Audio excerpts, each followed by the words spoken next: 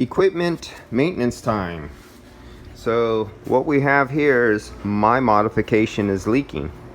So I modified this, or actually I had my son modify this. My son made this up for me, adding this extra filter on here to protect the unit. And it started leaking. You could see that. Let's see if I could zoom in on that. Right there. See that little crack? It started leaking right there. So I have to fix that. So I'll cut this little section off, and you can see where it was brazed before. And I'll remake that little bend. And then this piece right here, if you see that little step on the inside, zoom in on that. If you see that little step on there, on the inside there, that's that little black O-ring. And if you look at the O-ring, some guys will go, oh, that looks good, especially if you don't take a close look of it. But when I took that off, you see that little piece right there? That came off of that O-ring. So that means that O-ring is damaged. So I have a bunch of O-rings, so I'll go to my O-ring kit and I'll replace that O-ring that's in there. And because that steps right on that little shoulder to seal right there. And then you can either use nylon or silicone grease, or if you want something permanent, you could get some of that red copper, but then you'll have a problem taking this all apart and everything like that. And so when you own your own business, even when you don't, you're usually the one who's responsible for upkeeping your business. And as you can see here, I have one foot that broke off right here, one of these rubber feet. I have another one that's starting to break. So I'm going to call True Tech Tools and order a foot kit to go on here. And when I put the new one on, I'm actually going to put some rubber cement on.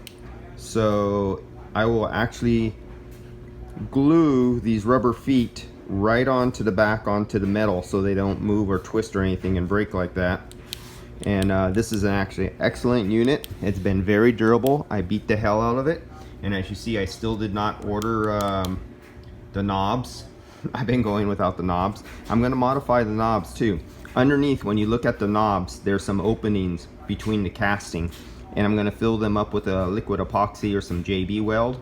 And so I'm going to like fortify and make the new knobs really strong and tough so I don't break them like I did last time.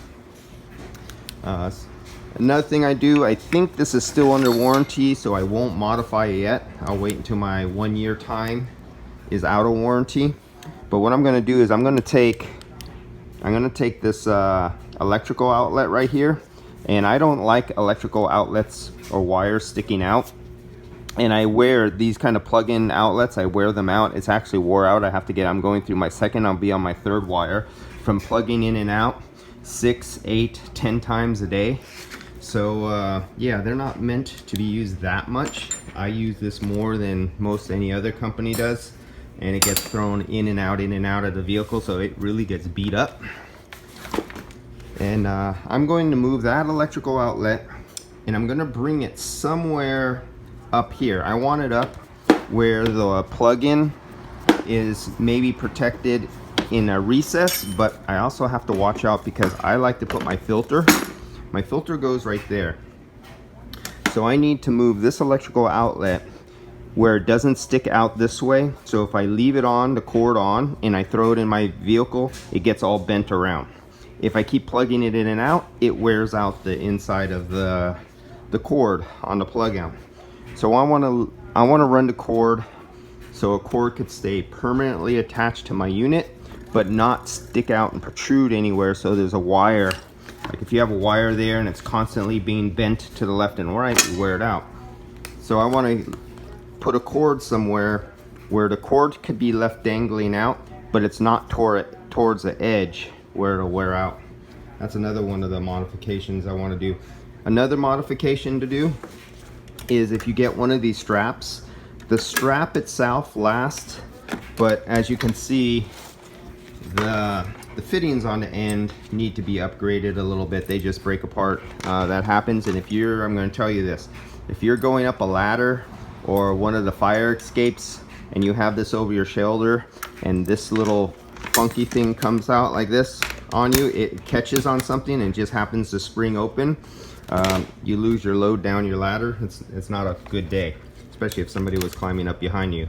It shouldn't be, because it's dangerous. But yeah, so my other modification is going to get some Cleton kind of mountain climbing gear, load rated, those clip-ons, the ones you do when you do belaying, when you're belaying up the side of a mountain, and you have those clips that you could put on, and you have the ones you actually could bring down and you tighten up with a little screw thing, because you're not going to take these off most likely if you're the type who keeps them on there, and you don't want them to accidentally come off, and you want something load rated. This little piece of tin right there, that's not load rated. As you can see, this one started breaking apart right there. So go to a mountain climbing gear shop and put that inside there. So that's going to be another upgrade that I do. But before I actually do the electrical upgrade, I'm going to wait until when this is out of warranty. But until then, this has been the greatest unit that I've ever used in the last 30 years. And it's as fast as hell. There's nothing that beats it. Alright guys, I'll see you when you see this next. It'll be clean, because you see I abuse and I use it. This is no snowflake little tool that stays nice, pretty, and clean in a car all day and doesn't get used. It gets used many times a day. Alright, see ya.